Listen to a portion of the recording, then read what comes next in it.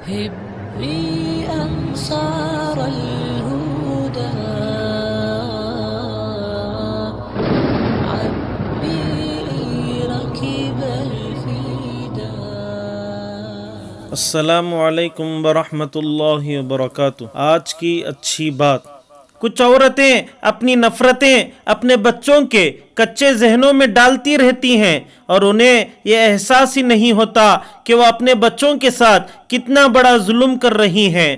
تمہاری دادی نے ایسا کیا، تمہاری پھوپھو نے فلاں بات کہی، تمہارے چاچو نے بدتمیزی کی، وغیرہ وغیرہ۔ وقت گزرتا جاتا ہے اور بچوں کے دلوں میں ان باتوں کی وجہ سے ان تمام رشتوں کے لیے نفرتیں پیدا ہونا شروع ہو جاتی ہیں۔ یہ باتیں بچپن میں ان کی معصومیت اور بڑا ہونے پہ ان سے رشتہ چھین لیتی ہیں۔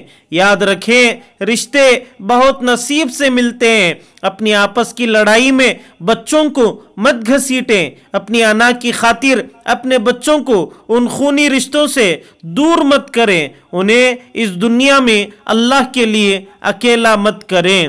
جب اپنوں کے ساتھ بیٹھیں تو پھر فون کے بجائے اپنوں کو وقت اور توجہ دیا کریں، کیونکہ فون تو آپ کے پاس ہی رہ جائے گا، لیکن انسان چلا گیا تو وہ واپس نہیں آ سکتا، پھر اس کو تصویروں میں ہی ڈھونڈتے رہ جائیں گے۔ بیوی شوہر کو محنت مزدوری کرتے ہوئے اپنی آنکھوں سے دیکھ لے تو مرد ذات سے اس کے سارے گلے شکوے ختم ہو جائیں گے۔ وقت طلوع دیکھا، وقت غروب دیکھا، اب فکر آخرت ہے، دنیا کو خوب دیکھا، ہمیں کیا جو تربت پہ میلے لگیں گے، تہ خاک ہم تو اکیلے رہیں گے۔ چاہے آپ اپنے بچوں پر دنیا کے خزانے کیوں نہ خرچ کریں، مگر قیامت کے دن وہ آپ سے بھاگیں گے، اور اگر آپ نے انہیں قرآن سکھایا تو وہ آپ کو تلاش کریں گے تاکہ وہ آپ کو وقار کا تاج پہنائیں۔ گھر تب تک نہیں ٹوٹتا جب تک فیصلہ بڑوں کے ہاتھ میں ہوتا ہے۔